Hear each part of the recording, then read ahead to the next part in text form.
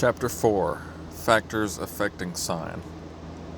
So much depends upon the state of the ground and the weather that it is very difficult to recognize the track under all circumstances.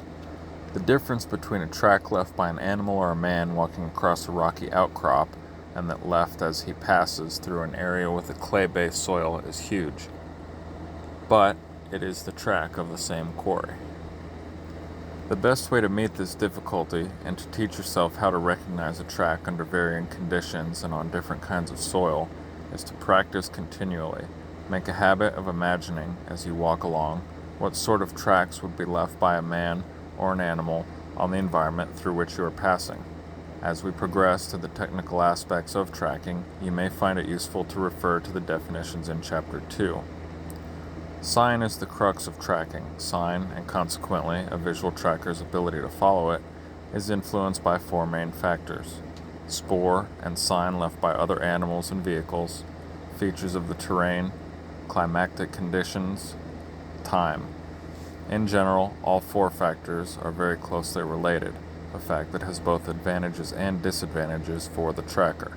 So it is important that you have an understanding of each of the four factors and how they interrelate.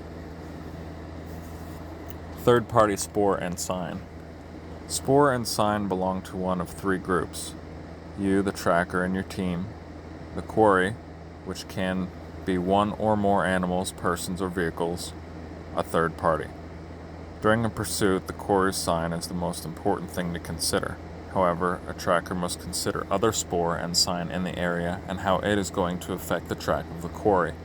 You and the tracker can and should govern the movement of your own group so as not to foul the track of the quarry, but you have no control over the activities of any third party that has previously left sign in the area and may already have fouled the track. A tracker must consider the animal life in the area and know how to identify the difference between animal and human sign. It is fairly easy to identify the differences between animal and human spoor. For example, the majority of animals with hooves leave a distinctive chop-type mark as they move along a trail. This is caused by the shape of the hoof and the weight distribution. The hoof acts like a knife edge, and the weight of the animal causes the hoof to cut into the ground.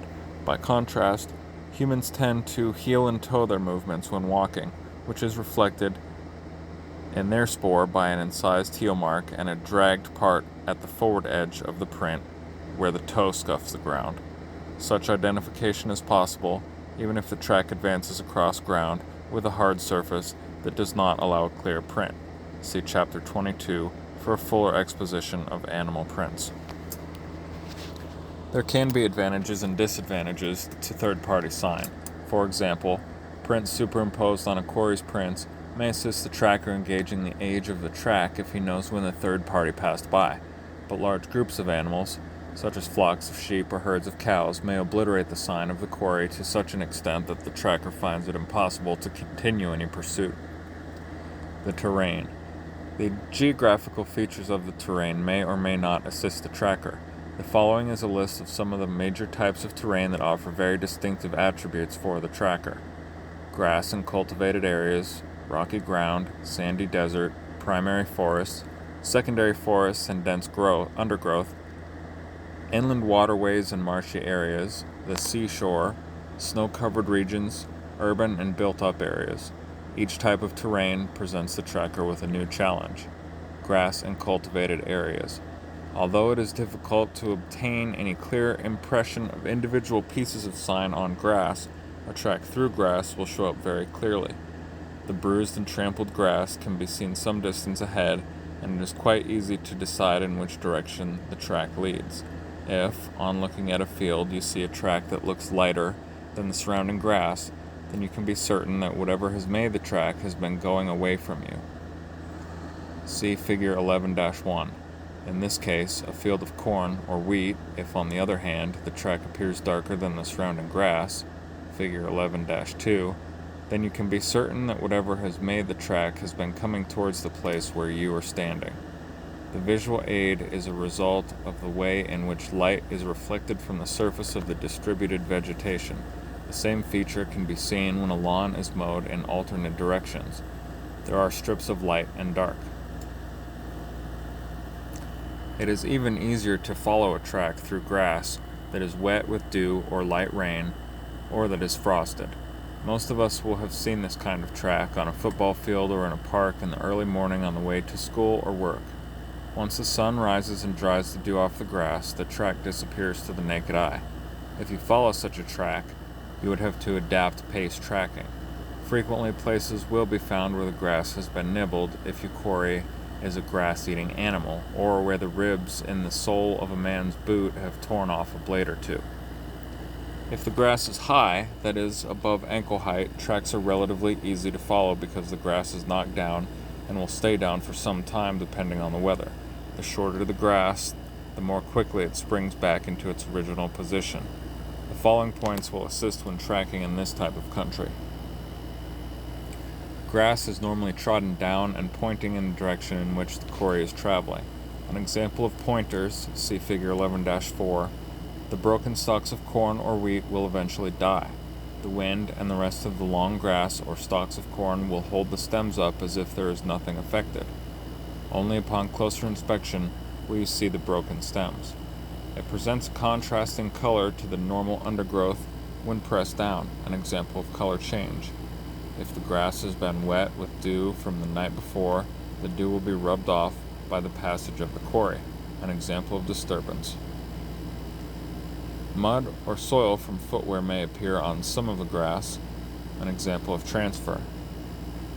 If dry grass, broken and crushed blades and stems and possibly footprints will be found. If new vegetation is showing through, it indicates an old track. In very short grass, that is, up to the ankle height, hoof, pad, claw, and boots will damage the grass near the ground, and invariably an impression will be found. In general, color change as the quarry moves away from you is lighter, and as it moves towards you is darker. An exception to this rule occurs if the grass is above your head. Then you may be following up to 10 people moving away from you and find yourself going down a dark tunnel, contained shadow. The only way this will change is if more people use the track, making it wider and eventually letting in more light. Rocky ground. At first, it would seem an almost impossible task to track someone across rocky ground, but there are a considerable number of aids. A professional tracker does not expect to find a perfectly formed boot print at every pace.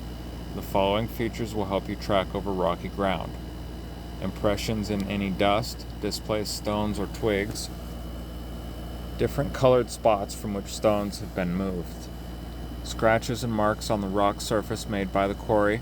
For example, humans wearing boots will leave rubber scuff marks and animals will leave nail scratch marks. Brittle rock is easily chipped and some rocks crumble when walked on, leaving a light patch. Displaced rock chippings broken off by the quarry can be seen nearby. The rocks may lend themselves to easy and obvious stepping places. Lichen rubbed off or marked. Moss growing on rocks can be dislodged by foot, hand, claw, pad, or hoof. Vegetation growing in crevices may have been disturbed or bruised. Differences in the color of soil from where a stone has been displaced. If the ground is very dry, there will be a lighter shade, and if the ground is damp, a darker patch will show. Stones may be displaced, and the side that lay on the ground will show dark if the ground is damp, and lighter if the ground is very dry. Soil under stones or rocks that have been trodden on will bear witness to the pressure of the foot upon the ground and will be a different shade. On sandstone, shoe and hoof marks tend to show dark colors. Stones on the side of hills tend to move slightly or roll away when walked on. This action takes place whether the quarry is walking up or down the slope. Stones on a loose or soft surface are normally pressed in when walked upon, leaving either a ridge around the edge of the stone where it has forced the dirt out or a hole where the stone has been pushed below the surface of the ground. Particles of stone sometimes catch in the sole of footwear and hoofs and are deposited further on. These can show up vividly against a contrasting background. This is a good example of transfer. Squashed insects may be seen that have not yet been removed by other predator insects, such as ants or beetles. This will give a tracker experienced in the particular environment a very good indication of the time lapse between the passage of the quarry and the sighting of the sign. If insects injured and immobilized by the quarry's tread are still alive, the quarry passed through recently. The quarry may be channeled by large rock formations that indicate to the tracker an obvious route. Sign may be found in the area of soft ground near the base of large rocks and boulders. With the guidelines above, the potential tracker will see that what could at first sight appear to be a mission impossible is entirely feasible. Sandy desert. Soft, deep sand or dust does not give a clear impression, for the sand or dust falls in around the sign, blurring the edges and making it difficult to read with any accuracy. The most significant aspect of tracking in sandy regions, especially in the desert dunes of areas such as the Sahara and the Empty Quarter, is the part played by the wind. Even the smallest, faintest track left in these areas can remain in existence for days and weeks, but the imprint of the tires of a 10-ton truck can be completely obliterated in minutes by the strong desert winds that blow in certain seasons. Anyone tasked to track in this sort of region must have a good understanding of the prevailing climatic conditions and the effect of the diurnal heat changes on the hardness of the sand surface. A track laid during the early morning, when the surface can be concrete hard, may barely be visible, whereas a few hours later, the same quarry will leave deep indentations in the surface of the sand. I have found, through experience, desert tracking to be the hardest, even though to the casual observer it might appear an easy tracking environment. And as this extract from the Yom Kippur War by Abraham Rabinovich shows, the tracker has to keep his powers of deduction engaged permanently. A week before Yom Kippur, Ashkenazi was in a half-track, making a routine morning patrol eastward along the sand pit towards his rear base when he saw fresh footprints in the sand on both sides of the road. Whoever made them seemed to have circled the area as if examining the lay of the land. The road was shut off at night because it was vulnerable to commando landings from the sea. If anyone came down the road by day, Budapest was supposed to be informed beforehand, but there had been no such notification. The footprints, thought Ashkenazi, could have been left by Egyptian scouts landing from the sea on one side of the road or coming on foot through the lagoon on the other side. He radioed headquarters, and a vehicle with 2 Bedouin trackers arrived.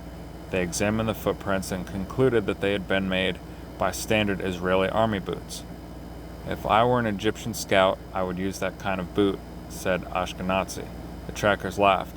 "Do you think they're that clever?" "Why not?" asked Ashkenazi. Twice more in the coming days he would find footprints along the route. Primary forests. Tracking through primary forests is without doubt the most satisfying of tracking environments. Here, trackers will find many ways by which they can track, since the forest includes both undergrowth and mature trees, live and dead vegetation, streams with muddy and sandy banks, moss carpeting the forest floor and rocks, and an abundance of animal life. The potential of tracking through this medium did not escape the attention of the military planners during the post-colonial counterinsurgency wars in the jungle areas of Southeast Asia. See the military tracking anecdotes in Chapter 18.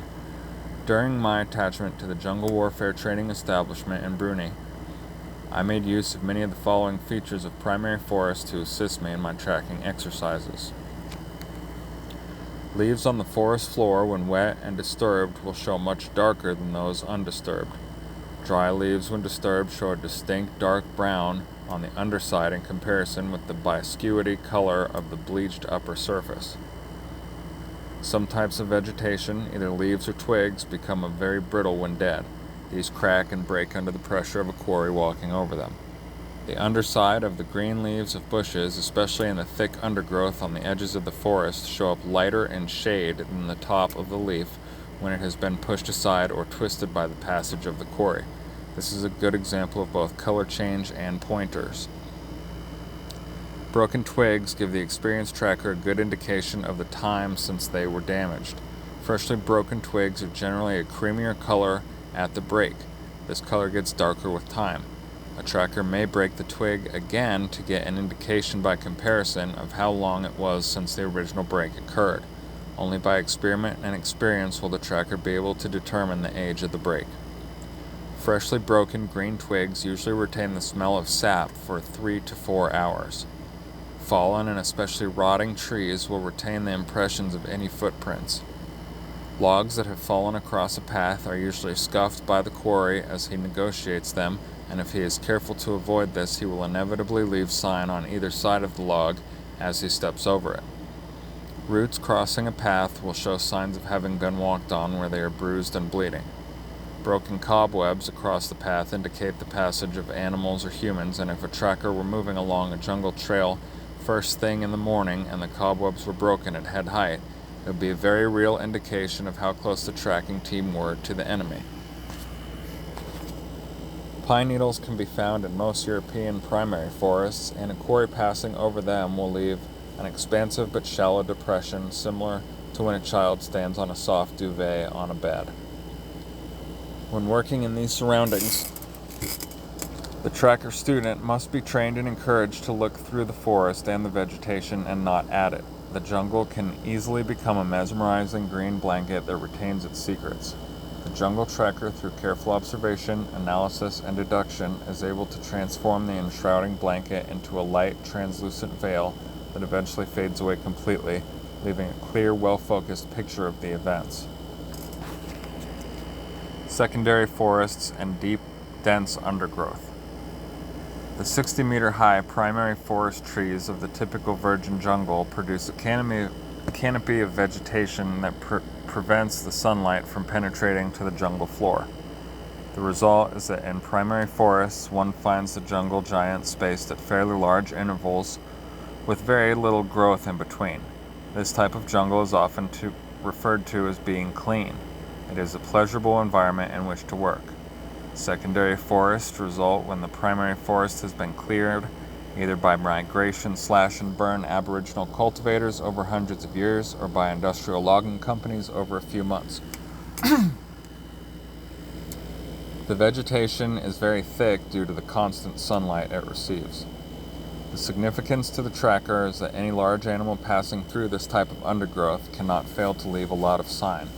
When tracking in it, the main points to watch for are broken branches, leaves, and roots, vegetation facing in the direction in which the quarry has gone. These are pointers.